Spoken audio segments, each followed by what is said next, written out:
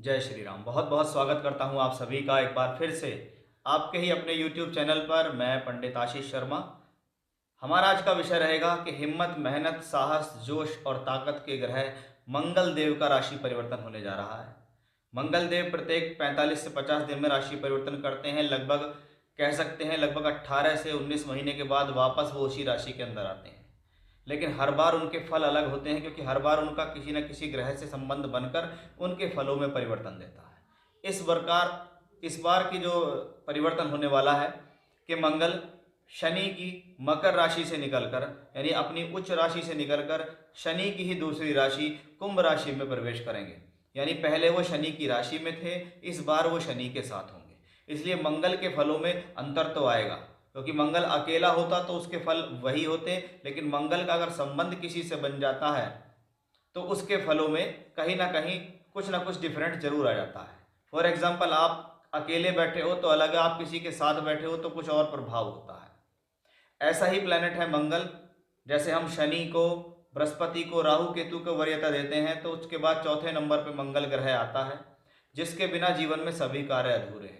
और अधूरे इसलिए हैं कि जिस व्यक्ति के अंदर हिम्मत, जोश और साहस नहीं है, वो अपने जीवन में पीछे रह जाता है। उसके अंदर रिस्क टेकिंग कैपेसिटी नहीं होती, वो चीज़ों को उससे घबरा जाता है, बहुत जल्दी परेशान हो जाता है। लेकिन जिनका मंगल बली होता है वो जीवन में आगे बढ़ते हैं, रिस्क लेते हैं और जीवन में परिश्रम करके बहुत कुछ प्राप्त कर सकते हैं। ऐसा ही मंगल ग्रह 15 मार्च 2024 से लेकर 23 अप्रैल 2024 तक राशि में रहेंगे, कुंभ राशि के अंदर, जहां पर बनेगा ये मंगल शनि का योग।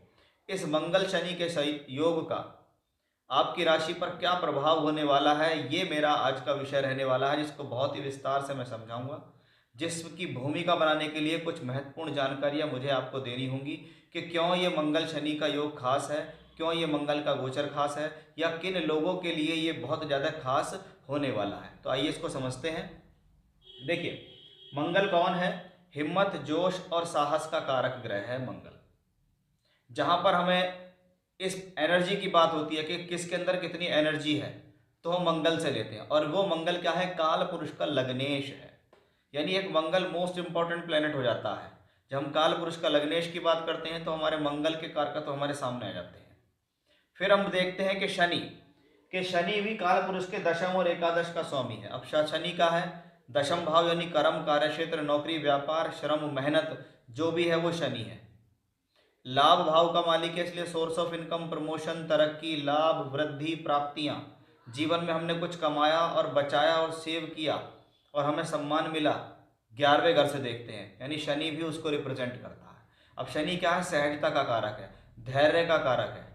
अब एक तरफ हिम्मत, जोश और साहस, दूसरी तरफ धैर्य, ये दोनों जब एक साथ मिलकर काम करें, हालांकि मंगल और शनि स्वभाव में अलग हैं, एक जोशीला है, एक धैर्यवान है, लेकिन जब इनकी युति एक साथ बन जाती है तो आप ये समझिए एक ही व्यक्ति के अंदर धैर्य भी हो और एक ही व्यक्ति के अंदर अगर जोश हो, तो ऐसा व्यक्ति जीवन में कुछ भी हासिल करने में सक्षम है। स्वभाव की अगर बात करें तो स्वभाव से ये दोनों प्लेनेट मैलेफिक हैं। जहां शनि धीरे धीरे अशुभ प्रभाव देता है, वहां मंगल क्विक रिजल्ट देने वाला प्लेनेट होता है। इसलिए हम मंगल शनि की युति को कहीं ना कहीं खराब स्थितियों में भी देखते हैं। लेकिन काल पुरुष का लग्नेश है मंगल, और शनि दशम एकादश का मालिक है, इसलिए ये मंगल और शनि का योग धन योग भी बनाता है, राजयोग भी बनाता है। दोनों नैसर्गिक अशुभ हैं, उसका भी प्रभाव देंगे। अब इस दौरान किन लोगों पर इसका प्रभाव ज़्यादा हो सकता है? फॉर एग्जाम्पल, आपको मंगल या शनि से संबंधित किसी भी तरीके से दशांतर प्रत्यंतर चल रही है, आपका जन्म धनिष्ठा, शतभिषा, पूर्वा भाद्रपद नक्षत्र में हुआ है, या आपको जिन ग्रहों की दशा चल रही है वो धनिष्ठा, शतभिषा या पूर्वा भाद्रपद नक्षत्र के अंदर बैठे हुए हैं, तो भी हम ये कह सकते हैं कि और लोगों के मुकाबले इसका ज़्यादा प्रभाव होगा। यानी एक बहुत ही महत्वपूर्ण गोचर ये होगा, जिससे हम ये कह सकते हैं कि यहाँ से आपके जीवन का कुछ नया ट्रैक डिसाइड हो सकता है। कि कभी कभी व्यक्ति जीवन में लगातार किसी चीज़ के लिए मेहनत करता है, लेकिन उसको सही राह नहीं मिलती, सही दिशा नहीं मिलती। अब मंगल और शनि, जिसको मैंने शुरू में ही कहा कि भाई ये काल पुरुष का लग्नेश और दशमेश है। लगन कोई भी हो, राशि कोई भी हो, लेकिन हमारे जो ज्योतिष के बेस हैं, ज्योतिष का जो आधार है, वो यहीं से शुरू होता है कि सारे राजयोग, सारे धन योग, ग्रहों की दृष्टि, शुभ अशुभ योग, सब कुछ काल पुरुष के लगन को ध्यान में रखते हुए बनाए गए हैं। अब मंगल और शनि जैसे ग्रह मंगल लगन का मालिक, शनि दशम का मालिक, यानी लगन और दशम का संबंध बना, राजयोग। एकादश का मालिक तो मंगल लगन का मालिक, एकादश का मालिक शनि, तो धन योग बना। तो युति के हिसाब से ये है, लेकिन हर किसी राशि के लिए ये कितना फेवरेबल है, क्या आपको ये दे सकता है, ये हमारा आज का खास विषय रहने वाला है। तो अब हम आपको समझाएंगे आपकी राशि के अनुसार, कि हम अब तक तो उसके नेचुरल स्थिति को समझ गए, क्योंकि किसी चीज़ का आधार समझना जरूरी है कि किसके बारे में हम बात करने जा रहे हैं। अब उस आधार को हम समझेंगे कि ये जो युति बनने वाली है इसका आपकी राशि विशेष पर क्या प्रभाव है, क्या लाभ है, क्या सावधानी है, क्या चेतावनी है, कौन सा समय आपके लिए बेटर है, क्या आपके लिए इस दौरान बेहतर हो सकता है, वो सब कुछ मैं इस वीडियो में बहुत ही विस्तार से बताने वाला हूँ। इसलिए ध्यान से वीडियो को सुनिएगा, जिससे आपसे कोई भी अधूरी जानकारी ना छूट जाए। देखते हैं मिथुन राशि के जातकों के लिए गोचर कैसा। देखिए, मिथुन राशि के लिए अगर हम देखें तो मंगल शत्रु ग्रह होते हैं, यानी यहाँ जो ट्रांजिट हो रहा है ये शत्रु ग्रह का हो रहा है। अब अगर आप ये देखो कि ये मिथुन राशि है, मिथुन राशि के लिए मंगल क्या है, छठे का मालिक, शनि क्या है, अष्टम का मालिक। अगर यहाँ हम युति को बनाएं तो छठे और आठवें की युति बनती है। हालांकि यहाँ शनि नवम भाग्य के मालिक हैं और मंगल एकादश के मालिक हैं। इसका मतलब शनि और मंगल की युति को 50-50 रिजल्ट मिले हैं। जहां एक तरफ वो छठे और आठवें के रिजल्ट देगा, तो वहीं ये 9वें और 11वें के रिजल्ट भी देगा। अब ये युति कहाँ बननी है, 9th हाउस में। 9वां घर किसका है, धर्म का और भाग्य का भाव है, कि मेरे भाग्य भवन में दो अशुभ ग्रह आते हैं। पहला छठे का मालिक होकर बैठता है, दूसरा आठवें का मालिक होकर बैठता है, लेकिन वो 11वें और हिस्सा यानी 9th हाउस के अंदर 50-50 मामला चलता है।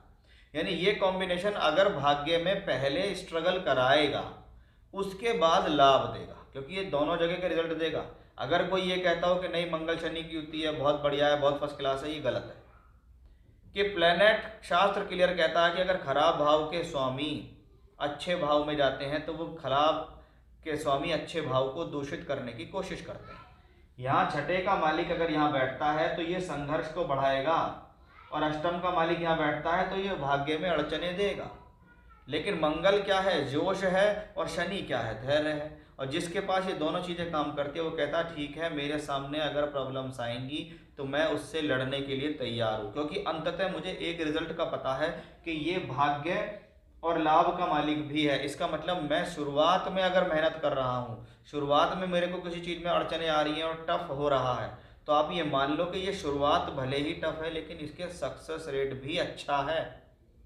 इसीलिए ये मंगल शनि की युति 9th हाउस में जाके आपके जीवन में, चाहे आप पढ़ रहे हैं, नौकरी कर रहे हैं, व्यापार कर रहे हैं, जीवन में कुछ भी काम कर रहे हैं, लेकिन आपके 9th हाउस में प्रॉब्लम आई है, और प्रॉब्लम आई है तो वो प्रॉब्लम कहती है कि हम दोनों प्लेनेट स्वभाव से अशुभ हैं, और जब हम दोनों स्वभाव से अशुभ हैं तो हम आपको प्रॉब्लम देंगे। लेकिन अगर आप मैदान छोड़कर नहीं भागे तो हम आपको लाभ भी देंगे, क्योंकि नवम और एकादश दोनों मिलकर लक्ष्मी योग भी बनाते हैं। अब ये देखिए, जब छठे का और नवम का मालिक यहाँ बैठता है और 9th हाउस में मंगल शनि युति बनती है, तो इससे क्या होता है, इससे क्या है, स्वभाव, एक तो फादर के साथ या तो इस दौरान संबंधों में प्रॉब्लम आ सकती है, या पिता को कोई शारीरिक कष्ट की स्थिति बनती दिखाई देती है, क्योंकि शनि वहाँ अपने ही भाव में है। तो शनि कोशिश करेंगे कि कहीं ना कहीं आपके भाग्य को ना बिगाड़े। लेकिन मंगल शनि के साथ मित्रता नहीं रखते, मंगल मिथुन राशि के लिए शत्रु हैं। अब वो प्रॉब्लम अगर 9th हाउस में पहुंचती है तो मैंने जो शुरू में समझाया वो स्ट्रगल तो बनेगा। दोनों प्लेनेट अशुभ भाव प्लेनेट है, यहाँ देखते हैं 3rd हाउस को। तीसरा घर क्या है, टूर, ट्रेवलिंग, यात्रा, छोटी यात्रा, परिवर्तन, स्थान परिवर्तन या ट्रांसफर। कि इस दौरान आपके ऊपर कुछ ऐसा प्रॉब्लम भी आ सकती है कि आप ना चाहते हुए भी आपका परिवर्तन हुआ, ना चाहते हुए भी आपका ट्रांसफर कर दिया गया, जहां पर ट्रांसफर हुआ वहां की जगह आपको पसंद नहीं है, लेकिन फिर भी ऐसे समय में जाना पड़ता है। क्योंकि ग्रह क्या कर रहा है, परिवर्तन के साथ तरक्की तो मिल रही है, लेकिन आप उस परिवर्तन से खुश नहीं है कि मैं यही ठीक था, लेकिन फिर भी करना पड़ता है। तो बहुत बार जो लोग प्राइवेट सेक्टर में नौकरी करते हैं उनको इस दौरान थोड़ा अपना ध्यान रखना चाहिए, जॉब जाने का खतरा भी हो सकता है, क्योंकि मंगल शनि यहाँ देखते हैं, और तो मंगल यहाँ से बैठकर यहाँ भी देखता है। और 12वां घर का है खर्च का, नुकसान का, यानी मंगल की जो प्लेसमेंट है खराब जगहों का मालिक होकर अच्छे स्थान में बैठकर कहीं ना कहीं प्रॉब्लम को क्रिएट करता है। यानी ऐसी स्थिति में आपको मंगल और शनि के कारकत्वों से कुछ ग्रहण करना है। जैसे कि मैंने इंट्रोडक्शन में बताया, जोश का कारक है मंगल। मुझे कहाँ पर एनर्जी लगानी है, काम करने से पहले मैं ये सोचूंगा, व्यर्थ की जगह एनर्जी खर्च नहीं करूंगा। मुझे अपने शनि को एक्टिवेट करना है, वो मुझे धैर्य देंगे, हिम्मत देंगे, साहस देंगे, जिससे मैं कार्य में सफलता हासिल कर सकूं। क्योंकि किसी भी कार्य के दो ही नतीजे हैं, सफलता और असफलता, और वो कहीं ना कहीं आप पर बहुत निर्भर करती है कि आपने उस कार्य को किस तरीके से करा। सोचा, नहीं सोचा, जोश में कर दिया, परिणाम का पता नहीं, सारी मेहनत खराब कर दी, पैसा भी लगा दिया, तो वो ऐसे ही कॉम्बिनेशन से आता है। यहाँ समझने की बात सिर्फ ये है कि आप ये देखिए कि आपको करना क्या है एग्जैक्टली। अगर आप उस चीज़ को समझ गए इस दौरान कि भी प्लेनेट आया है, मुझे प्रॉब्लम दे रहा है, अब मुझे इस पर विचार करना है, अब मैं इस पर सोचूंगा, काम करूंगा और मेरा वो काम हो जाएगा, तो ये मंगल शनि की युति हुई आपके लिए अच्छी। अन्यथा ये मंगल शनि की युति आपके लिए खराब, फिर आपके ये भाग्य में प्रॉब्लम देगी। आप जो भी काम करेंगे वो इस दौरान पूर्ण नहीं होगा। इसलिए समझना, सोच समझना, उस पर कार्य करना, ये आपके हाथ में। तो ये था मिथुन राशि के जातकों के लिए जो मंगल शनि की युति 9th हाउस में बनेगी, वो क्या क्या दे सकती है। जय श्री राम।